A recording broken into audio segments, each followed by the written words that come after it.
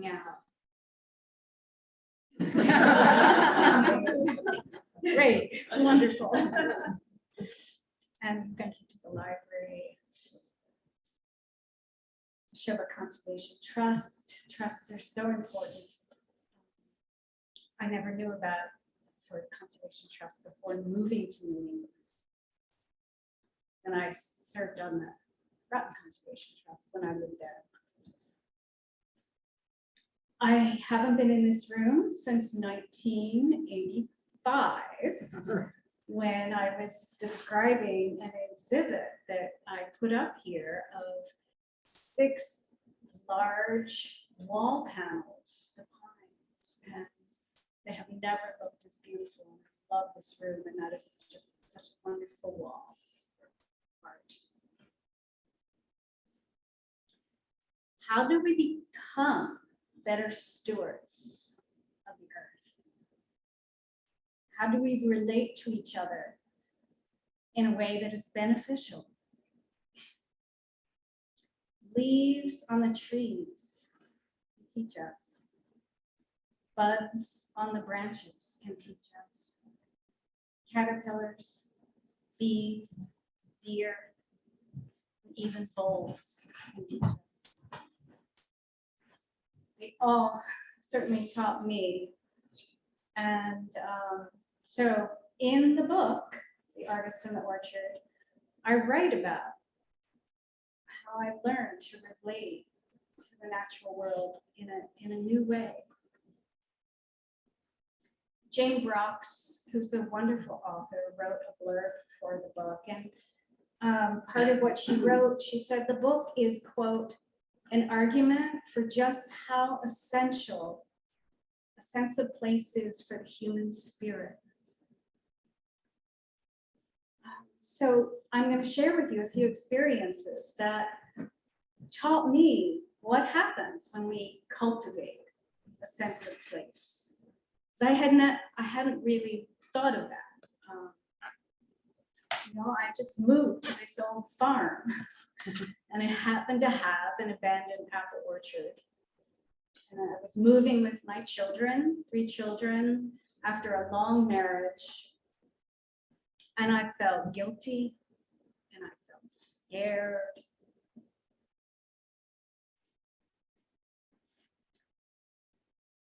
The book begins with a quotation written 100 years ago by a British orchardist, Liberty Hyde Bailey. The apple tree starts life fresh and vigorous. It grows rapidly. The shoots are long and straight. The wood is smooth and fair and supple. But in time, the difficulties come. The tree probably slows down. It becomes too thick of branches. The land is not tilled. It is not manured. Insects and fungi make headway. The trees become broken, diseased, gnarly, and unshapely. And I'd say that's how I felt when I moved to the farm, like those trees that I encountered in the orchard. So the book is divided into rows. And there are 24 rows in the book and 24 rows in our orchard. Row 1, it's hard to grow apples. I was alone in an abandoned orchard and didn't know the first thing about growing apples. Holding a half sheet of paper, I read the names of varieties by row: Macintosh, Cortland, Red Delicious, Golden Delicious, and Blushing Golden. A few small green orbs dangled here and there, but I couldn't tell a Macintosh from a Cortland. Thorns on brambles snagged my ankles, while poison ivy and bittersweet vines spiraled around tree trunks.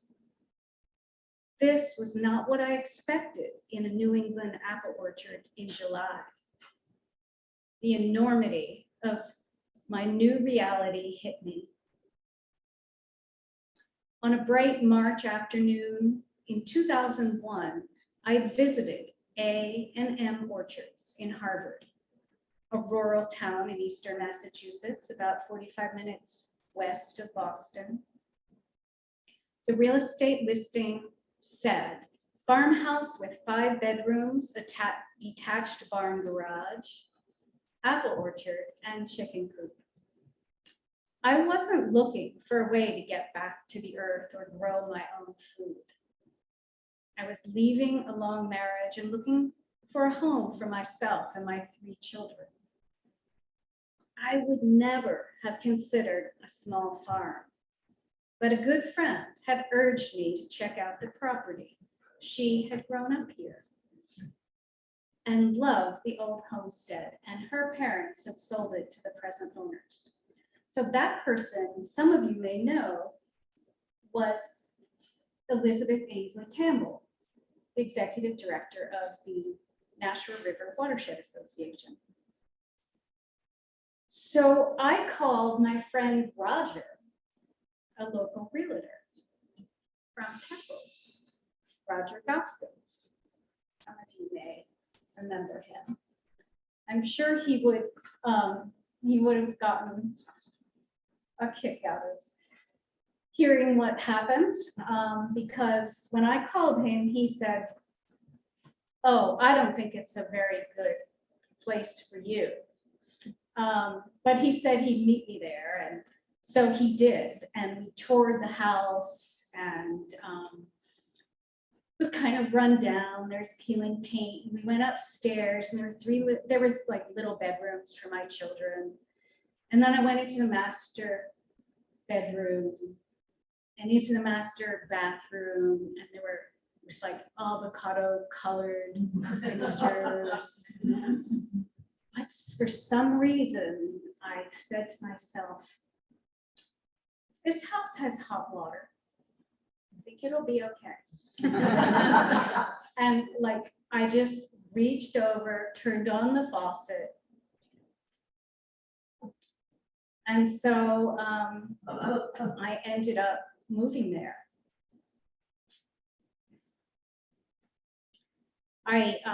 When we came out of the house, I did take a walk around the pond. It was March and kind of dirty snow, and Roger stayed on the porch. But when I came back, I said to Roger, "Can I see the chicken coop?" Walking into a ramshackle white clapboard shed, I teased away curtains of cobwebs. Shiny green chicken shit mixed with sawdust covered the floor. Some 40 old hens squawked, panicked by my presence. I breathed in the dust scratched up by their overgrown toenails. Later, I learned the rooster's endless mounting was the cause of the hens' featherless backs. "What's going to happen to all these birds?" I asked. "Why? Do you want them?" "Why not?" I thought, not knowing anything about chickens. "Maybe. I'll ask the owners," Roger said. An orange tractor overfilled the other side of the chicken coop. Roger said, "The tractor comes with the property." I looked away. What was I going to do with this giant relic of a machine? My art background hadn't prepared me for driving a tractor. "Where are the apples?" The listing had mentioned an orchard. I didn't know what I would do with it, but I wanted to see everything. We crossed the road and walked down a narrow cart trail. The rows of old trunks and branches stretched out in wavy lines. The ground was bare. Persephone had yet to rise. "What will you do with the orchard?" Roger asked. "I don't know. It's hard to grow apples, and this orchard needs a lot of care." We continued walking down the cart road about a quarter of a mile until we reached a small clearing. I peered into a weathered shed. Earth-encrusted tools stood silently in their stalls like pterodactyls. I wondered if they too came with the property. Before I could ask, Roger had turned back towards the house. So I did. Clearly, I was going to need that tractor, and the prior owner, Art Spalding, said before we signed papers, come over to the farm and I'll give you a tractor lesson, which he did. It wasn't complete, however. And so a few days later, I backed the tractor out of the shed and bumped along the dirt driveway. Diesel smoke spewed from its crooked pipe and the engine clanged as I shifted gears. But the world progressed differently from this new vantage point, and I engaged it in a new way. Then I noticed the gas gauge showed less than a quarter of a tank. Art hadn't mentioned fuel. I parked, remembering to lower the bucket, and went to look for a gas container in the coupe. Nothing there. I went off to buy a plastic container and find fuel. The man at the hardware store assured me I should buy a yellow one for diesel. I'd never filled anything but my car's tank. The warning stickers on the gas pump said danger and flammable. My container felt flimsy. Will it explode? Back home, I found the fuel cap on the top of the tractor's radiator. I needed to lift the 40-pound container up and over the tractor's engine. So like a seal ascending a staircase, I climbed up onto the tractor's front tire, grabbed the radiator cover with one hand while opening the gas cap with the other, all the while balancing the fuel container on the tire next to my foot. Then lifted the much too heavy container, poked the spout into the tank, and tried to hold everything steady while squeezing that release trigger. Do they really expect you to do all this at once? I hadn't thought of a funnel until it was too late, but I marveled at the fuel's translucent color as some spilled over the orange tractor body.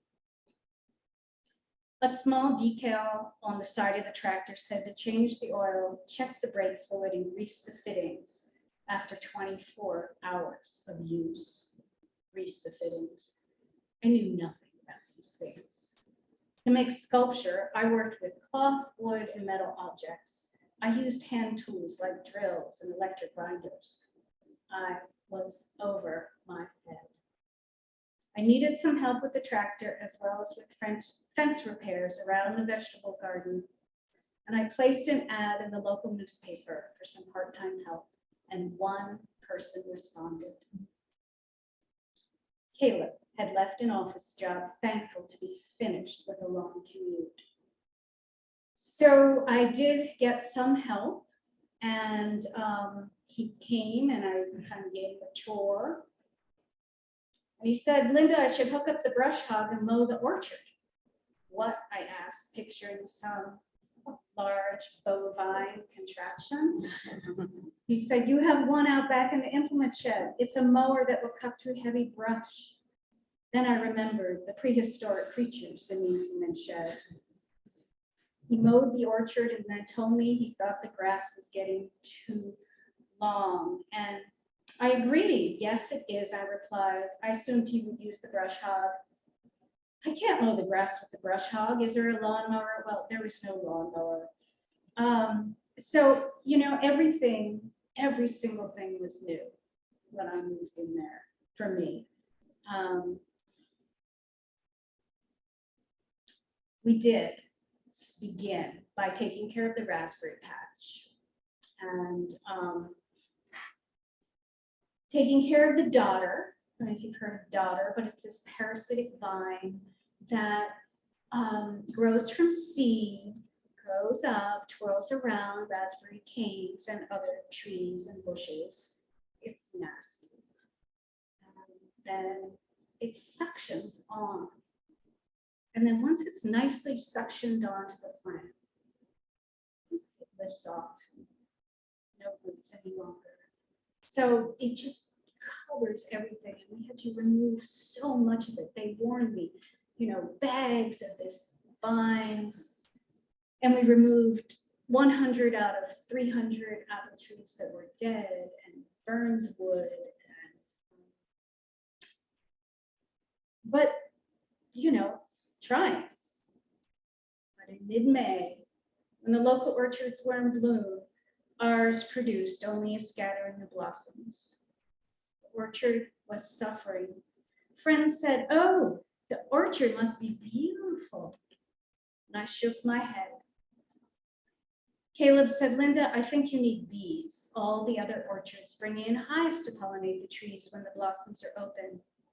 "Caleb, I'm allergic to bees." "I still think you need some hives. I once kept bees. I might still have some equipment." "Maybe you're right," I sighed, feeling another challenge looming. Bees. How was I going to raise bees? I still clung to the idea that we would bring the orchard back to health. I wouldn't give up. Yes, pollination is obviously crucial. I would do something about pollination. Meanwhile, I started studying apple care. Apples attract a lot of pests. So many, in fact, reciting them felt like the Kaddish, the Hebrew prayer of the morning.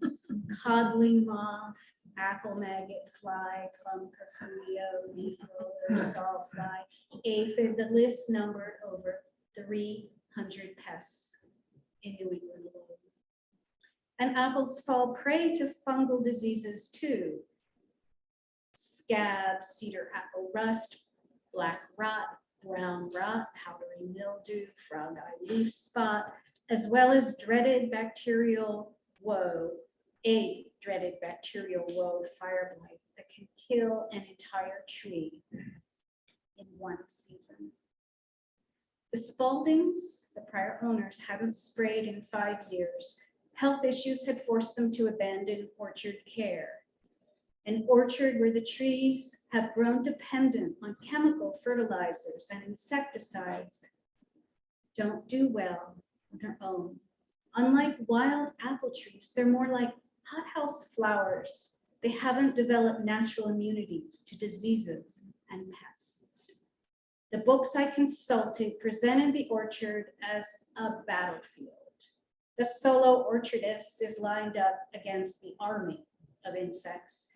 And these books assured me that I was going to need to spray pesticides. And to do that, I would need to get a pesticides license. I found the prospect terrifying. I thought if I could only find someone to help, someone who might do the spraying just to get me started, I would do the rest, whatever the rest was, but the someone didn't exist. Then I heard myself say, "Caleb, we're going to bring this orchard back and we're going to do it organically."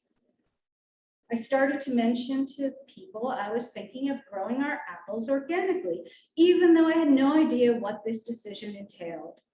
The reply I received was always the same: "Oh, that's really hard."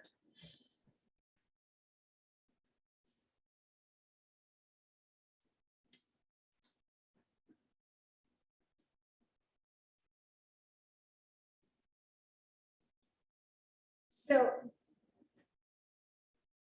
I invited 2 couples for dinner during that time. And one of the men said, "Linda, what are you doing?" And I didn't know how to answer. "I'm farming and making sculpture and taking care of my kids." I heard my answer, but the words felt incomplete. On the surface, they were true, but they also weren't true. While I was searching for words to try to explain that this new life had become my quest, my search for the Holy Grail, my friend responded for me: "It's so much work, I don't know how you're going to manage it."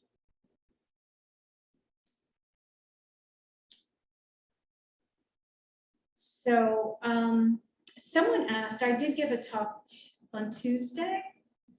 And someone said, well, how did you like have this courage to make this big leap, like make this change in your life? And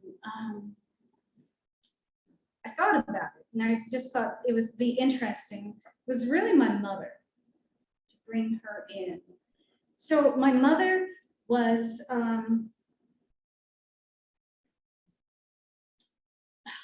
she was very bright. She went to Girls High in Philadelphia, graduated with honors, like top of her class. And her teacher said, you should go to college. And her parents said, no, she should find a location and settle down and get married.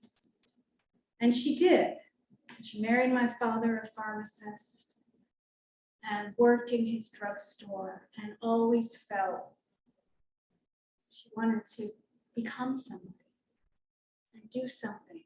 And so, with the urging of a therapist, she went to University of Pennsylvania, got her degree, and then continued on. University of Pennsylvania, where she wanted to continue, deemed her an older woman because, you know, she was, I was already 9 when she first went to college, so I was a young teenager at that point.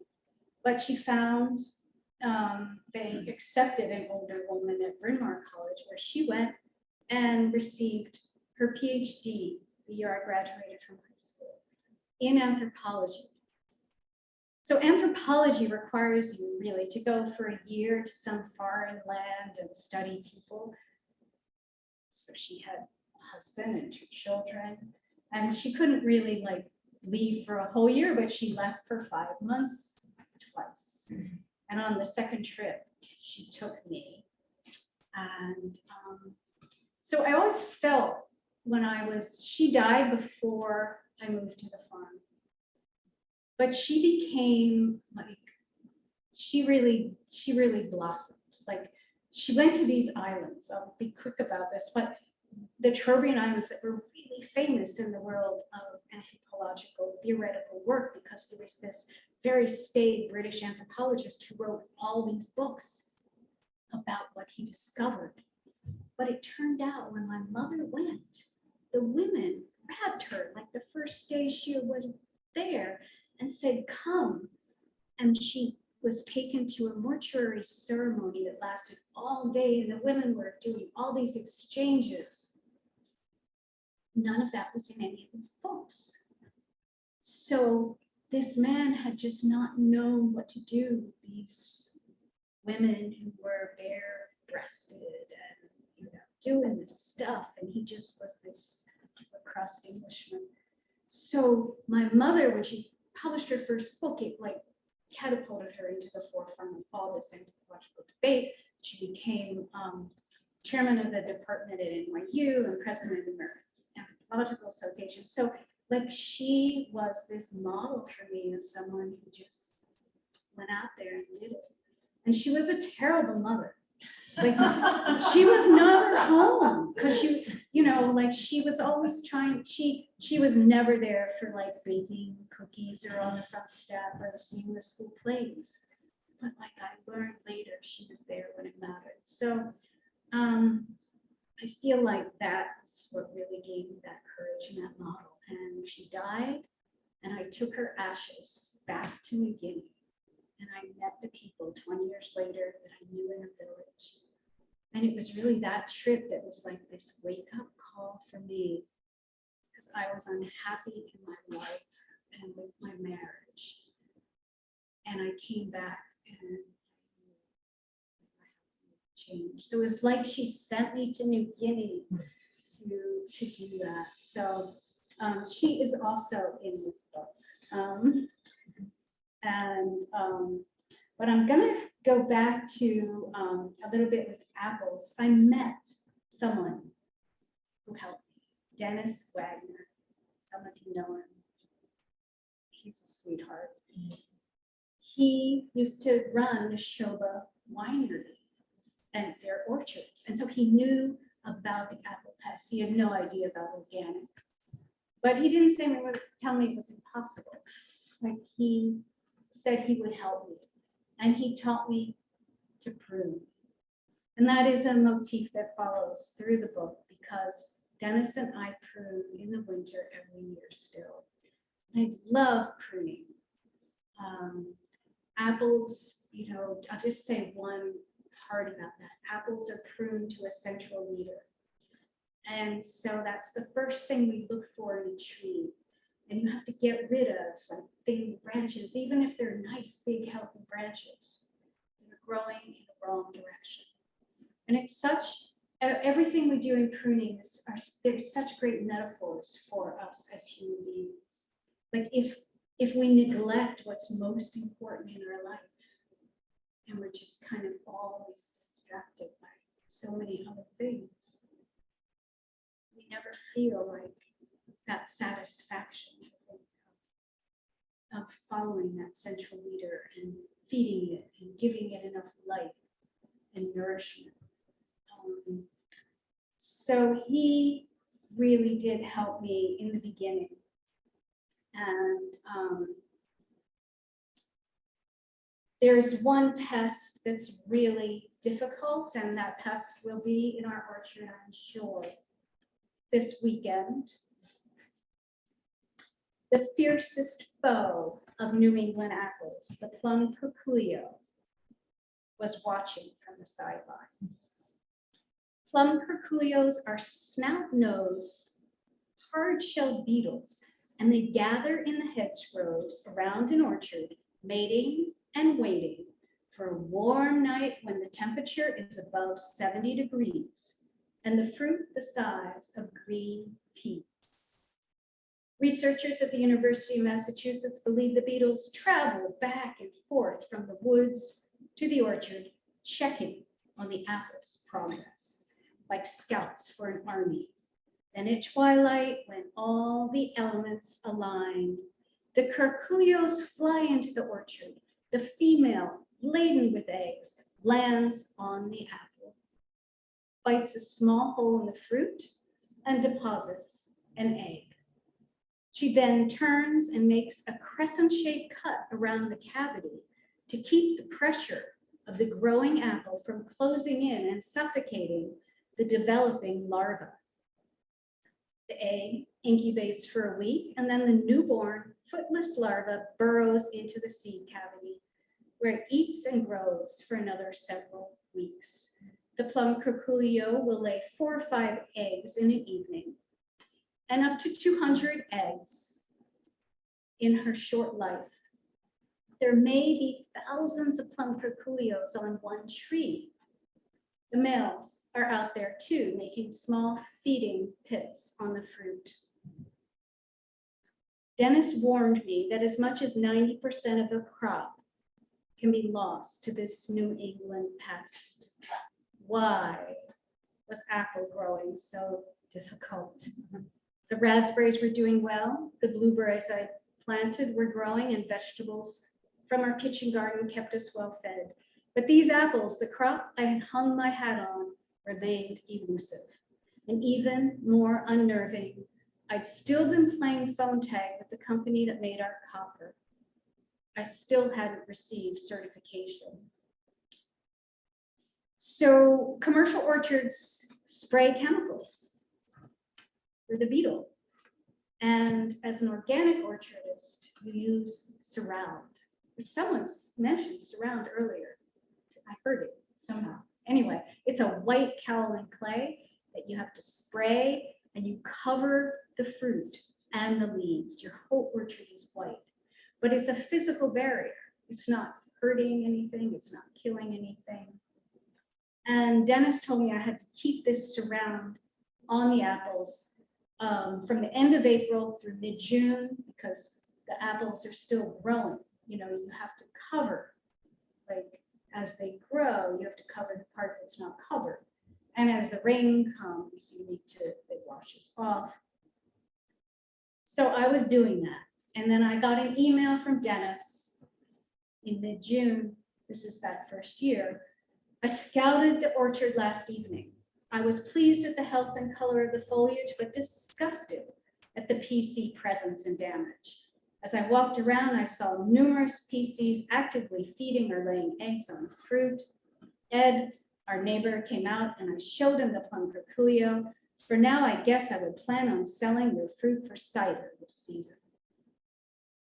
Ouch. I felt like I had been stung by a plum curculio. So, what happened was I did learn, following this kind of paradigm of a battlefield, really. You know, there are things you can do to deal with each of these, with scab, with caterpillars, and be organic. But it was still this battlefield paradigm. And I was really interested, and I met a few other apple growers who were also interested in changing that. Like, even though these materials were better for our bodies, better for the earth, it still was a battlefield.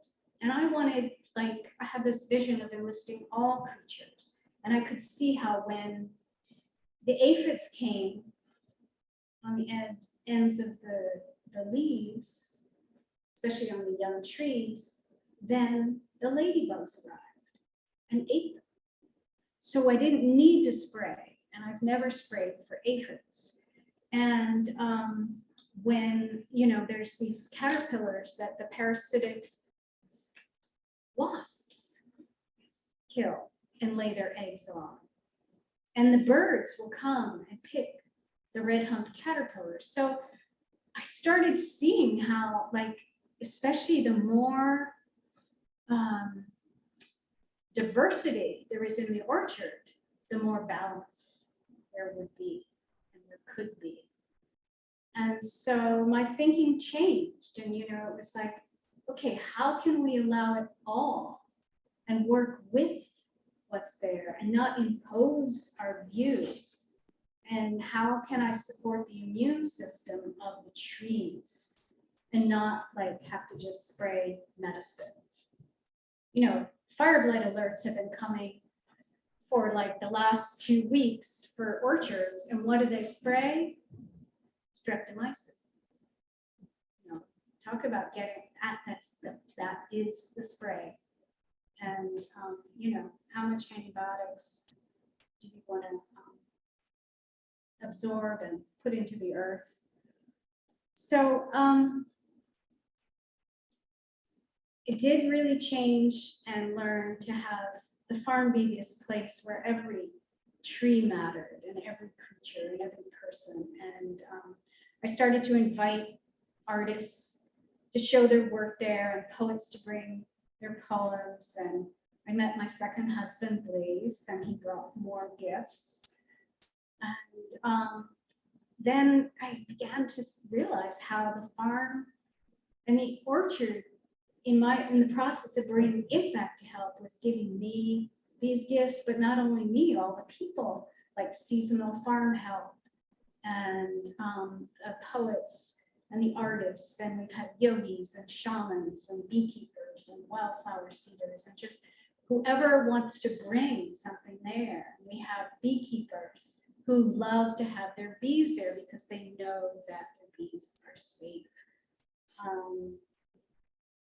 So it really, yeah, that importance of cultivating the soil and having so much gratitude for the air we breathe and for the sunlight and the fresh green shoots poking up and the swallows.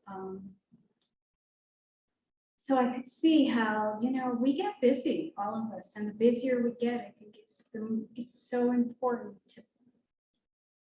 to remember to notice and to slow down. That's what this, like, the conservation trust does. It's providing places for people to do that, and it's so important. Because I think cultivating that sense of place is what I really saw is what it means is having a reverence and an appreciation and commitment, you know, to these places that we really care about.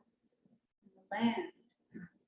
And when you do that about a place in that effort, you're also doing it about yourself. And that's so important.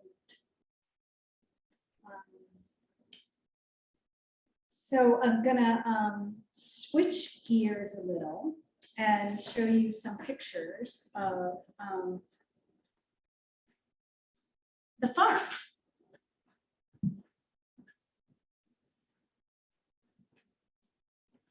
And that is the farmhouse.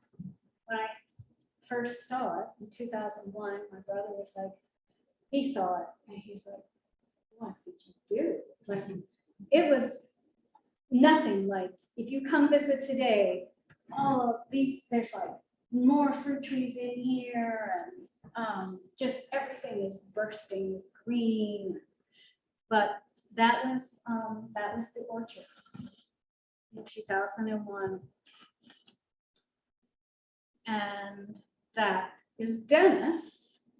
And the other person there was Caleb. And that was early pruning during winter. Prunings.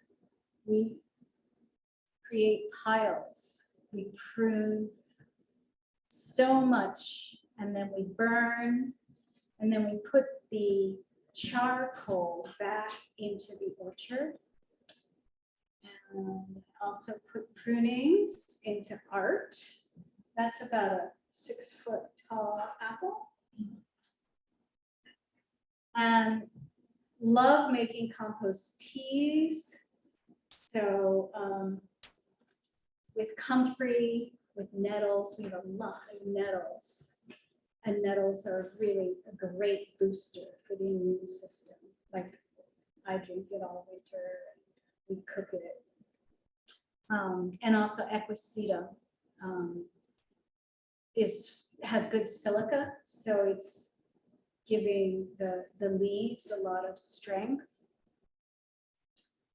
I did learn to drive the tractor and pull the sprayer through the orchard. And there's a compost tea. That was another artwork.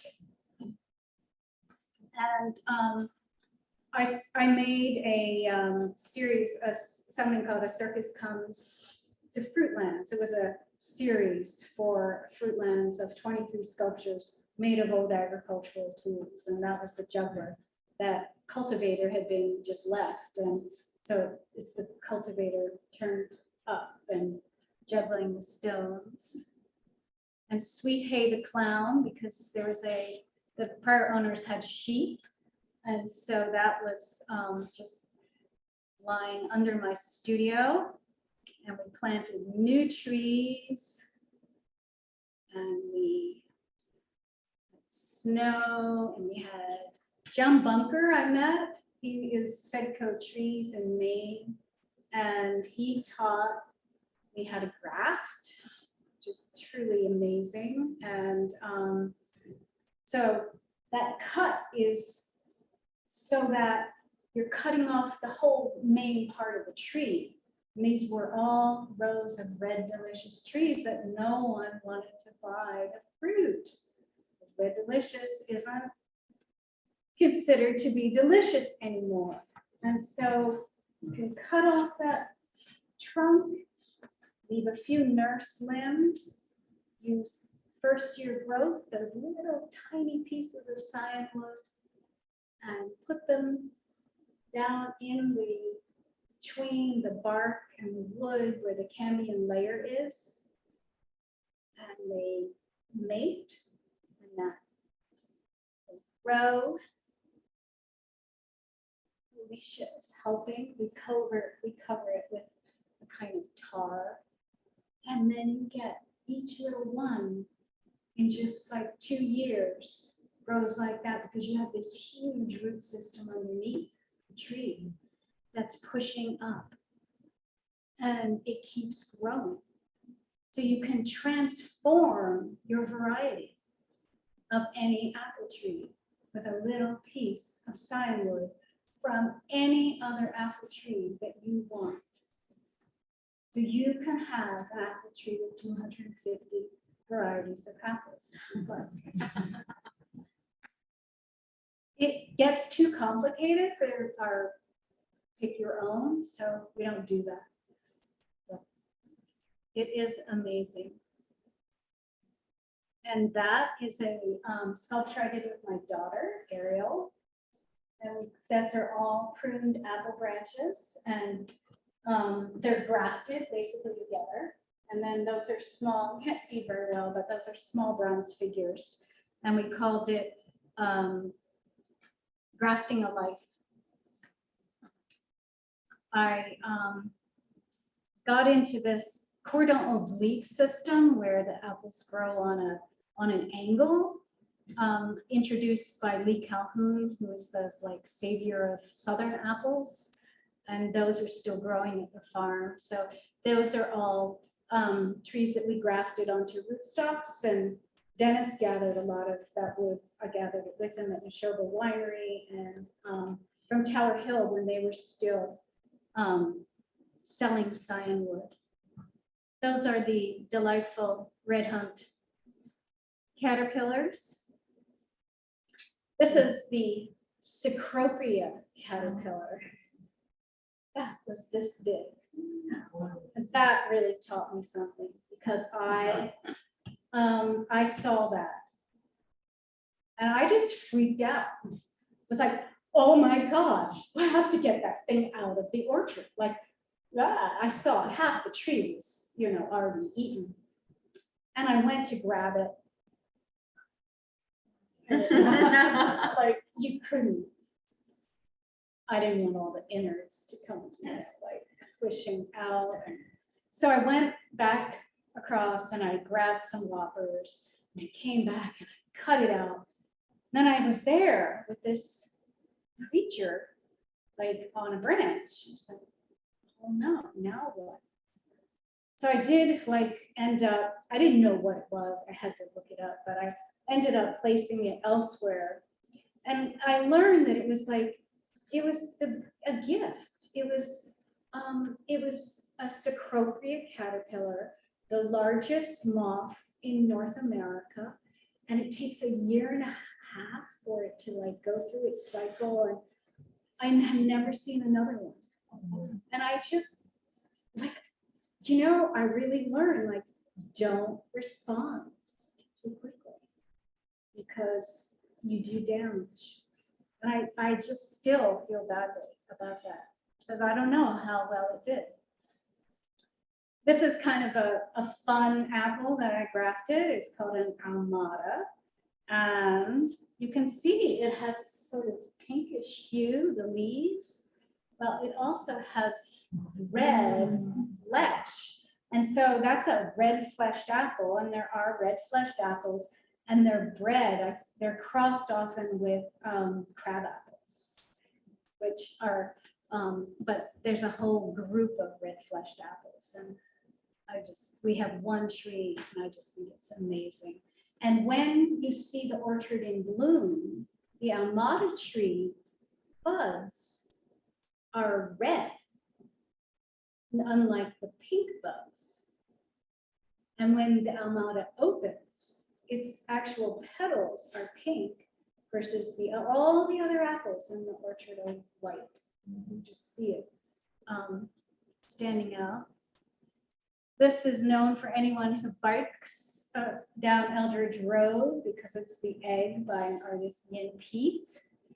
We have these creatures like this one on a lower trail, and the artist, Ann Eder, makes creatures out of moss and sticks and all kinds of plant material and flowers, and then shows them and builds them for our farm, but also brings them all back to the farm, the ones that have been on exhibit and need then to return to the earth. So if you walk down her Ann's boneyard, you see them all decomposing, returning to the earth. Just a couple other sculptures. That's a view of the lower pond. That's the cover of our plein air poetry from 2020, Refuge. And I made a sculpture, Refuge, that year, where the sea turtle and the giraffe, two endangered species, are rescuing humans, even though it's us who have destroyed their habitat. Another sculpture of mine at the farm. I like making these little people, clearly. And I love trees, and this, I just think this is called a tree harp. And it's bronze and it's gold leafed, and that is the natural healing pattern that a tree grows in. So remember always the soil food web. It's the farmers in the soil. All those creatures, they are the real farmers. And so we need to feed them and protect them. And diversity is just so important. So I did, at one point realized I wanted wildflowers all through the orchard, which I did plant. And I wouldn't let Blaze mow because they were so beautiful. And I ran into trouble because it snowed then, a big snow, and you know how a big snow will crust over? Well, all the boles, you know, for every apple tree, we put guards around them, around the trunk, 18 inches high. And the voles, I learned, crawled over the top of the snow, over the 18-inch guard, to the trunk, lowered themselves in and made their little nests, right? Where they had lots of food to eat. And we lost a lot of trees.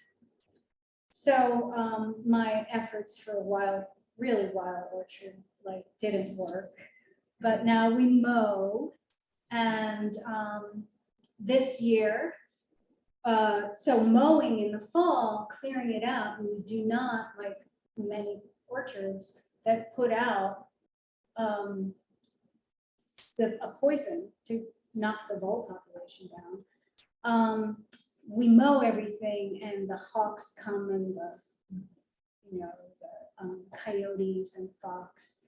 And this year we lost only one tree, which wasn't too bad. But when I told that to Kevin, our farmer, he said, one too many. So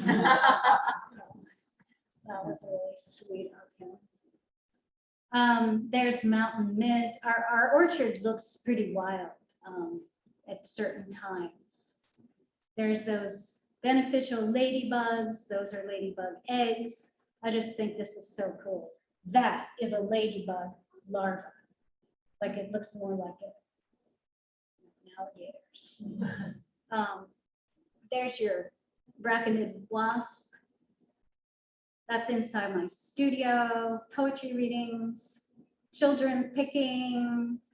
We wassail our apple trees occasionally, which is an old English tradition where you hang little bread toast on strings on your trees, and you drink cider, and you sing and read poems to thank your orchard, thank your trees for what they've given.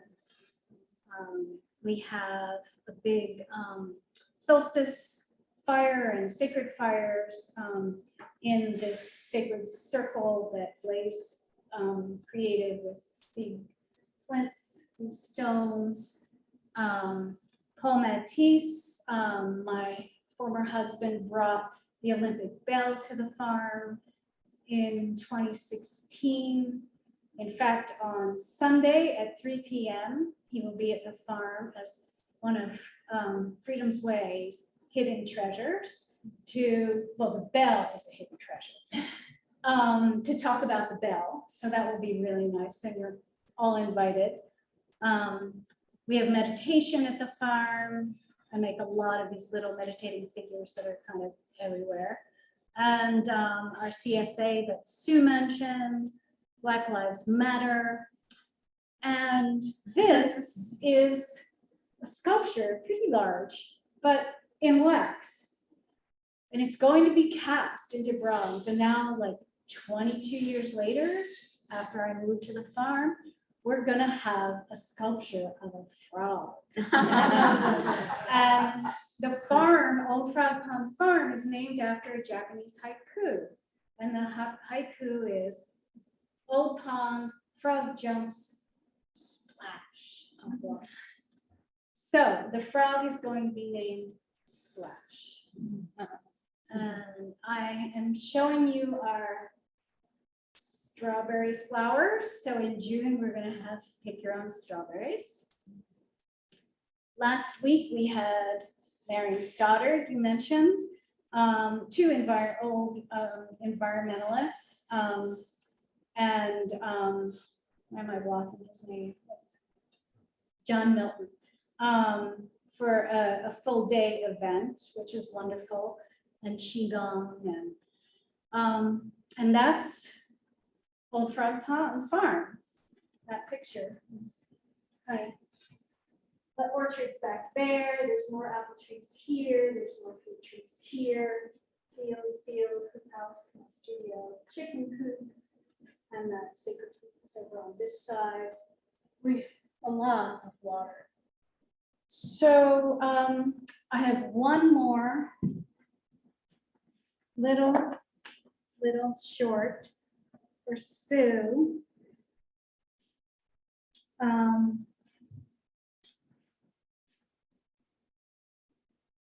The last paragraph in the book.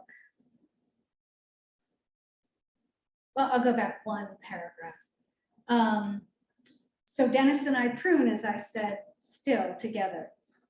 We start in the rows with the mature, yellow, delicious trees. We study these gnarly old ones and make some large pruning cuts. This is a beautiful tree, I say. Yes, Dennis replies and adds, I think it's my favorite.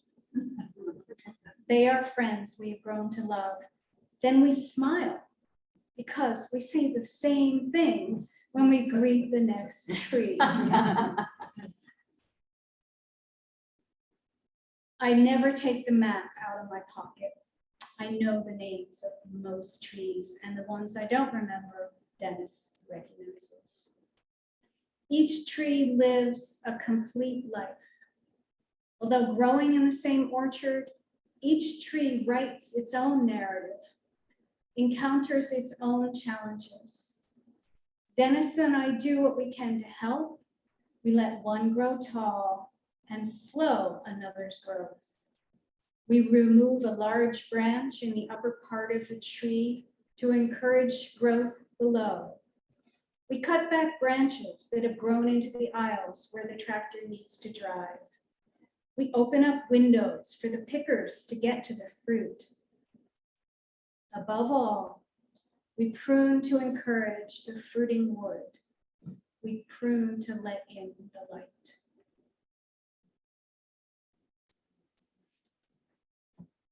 So, thank you.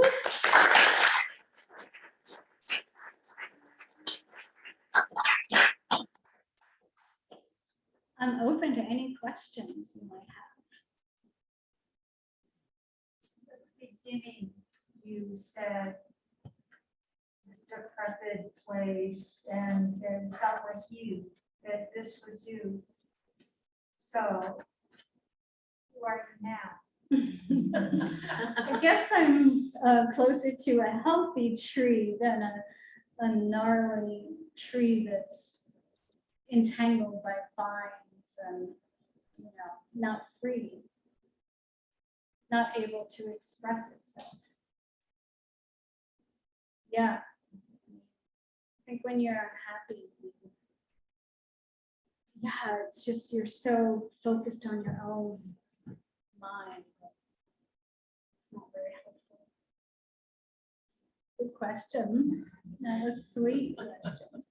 I don't have a follow-up. It's not a question, but an affirmation, because there's a little film called The Biggest Little Farm, and two take on a dream. Yeah, And like you, when something happened, he observed it and watched it. And what I heard you say is you weren't trying not to impose your view, but you were listening and learning from a species. I think that is the way that we all must learn. So you need to teach us how to listen and learn from the hoop of life, because I think everything has something to teach us. And I just wanted to affirm that I heard you say that so beautifully. thank you for saying that so beautifully. When you first went and your children were young, what did they say when they saw this farmland, and how are they now? How did they grow through that? Did they enjoy it? Did they love the farm? My boys were a bit older. They were in their teens. My daughter, who was 12, so she spent like more of her life at the farm than at the church, which is where we used to live in Groton. So she probably has the most attachment, but well, when they first arrived, like Nick he was like, there's room for a trampoline. I said, oh, you can, I felt badly uprooting them and breaking them. Yeah. So it was like, sure, pick out any trampoline you want. And Alex was very into fishing, and there must be fishing. They come, they visit, they do, I think, yeah, it's given them a real base, even though they don't live there, and they didn't live there that long, my boys. But I guess later I heard more stories, like about parties that when we weren't there, and so clearly they enjoyed it more than I didn't realize. than I realized. It's a Yeah, beautiful place for Yeah. children. Yeah. Absolutely. I remember Caleb called me one morning and he's like, Linda, I have to talk to you. Okay, well, he found pot plants. And he was like, they fly overhead looking for this. Anyway, yeah, it turned out Nick was like seeding them and growing them behind the shade. He kept the shades down in his bedroom. So I think they enjoyed themselves. Yeah. I have a question via a Sure. participant on Zoom. Yeah. Who would like to know how old is your oldest tree and what is their average lifespan? So our trees are semi-dwarf. So all apple trees are grafted to get a particular variety onto rootstocks. And the rootstock determines the size of the tree. So those big old trees are big old trees, and they're standard. And they will be 100 years old or a little more. Semi-dwarf trees, which is what we have, maybe grow 15, 18 feet high, live for maybe 45 years. The new trees, that is all you will see planted, dwarf trees that are on wires to support them because they can't support themselves, are going to be replanted every like 15 years. It's all about getting maximum amount of money per acre. So you're not growing, we're no longer growing big trees. No, you're not growing wood, all that wood, and making it hard to prune and hard to pick. So our oldest tree are the trees that the Spaldings planted. So they're probably about 40 years old. So they're getting pretty old, the oldest trees. And then we have a lot of younger trees because each year I kind of added different varieties. questions. Did the Spaldings use pesticides? And so when you arrived, it was almost like a detox for the trees, basically? So the trees hadn't been sprayed, they did use pesticides for 5 years. So that also meant, and I didn't actually, in 2001, really start the orchard because there was so much else, so it took a few years. So they had been left for, longer. Okay. And so, for example, people ask sometimes, well, how do you get certified organic? And to do that, it's a 3-year wait time. Okay, you have to prove that there hasn't been a pesticide on the land in 3 years. So that period of time allows for absence of the chemical? Yeah, Okay. yeah. Then it will leach out from the soil. Yeah.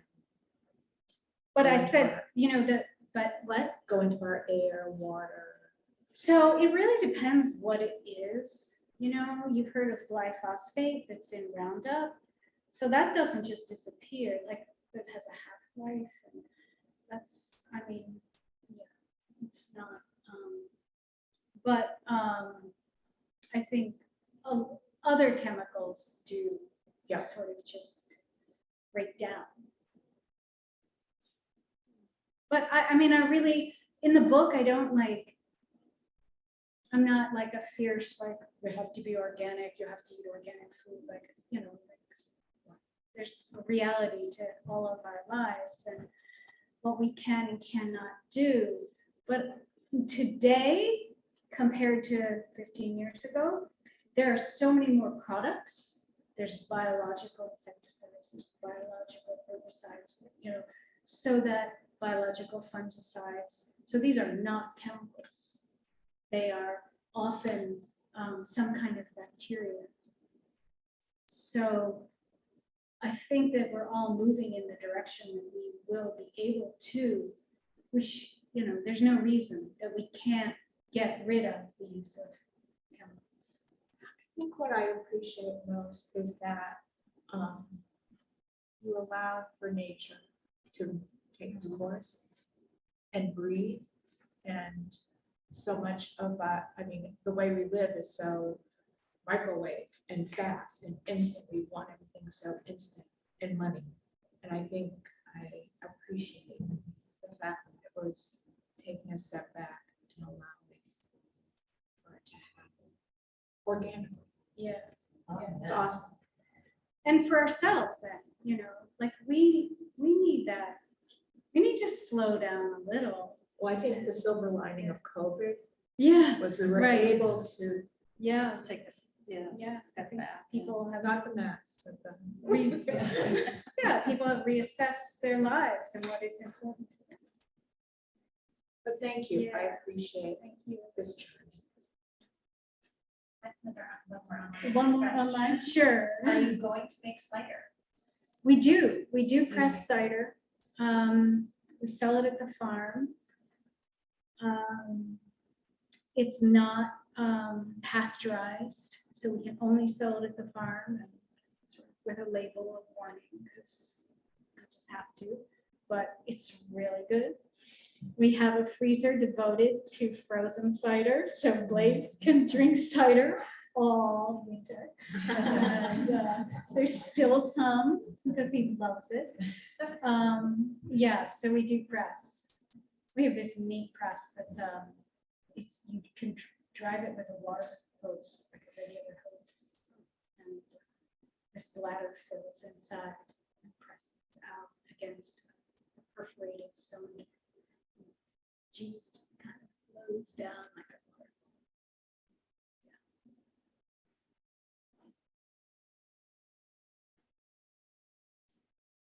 Well, that's great. We're good, I think. And I'll sign the book.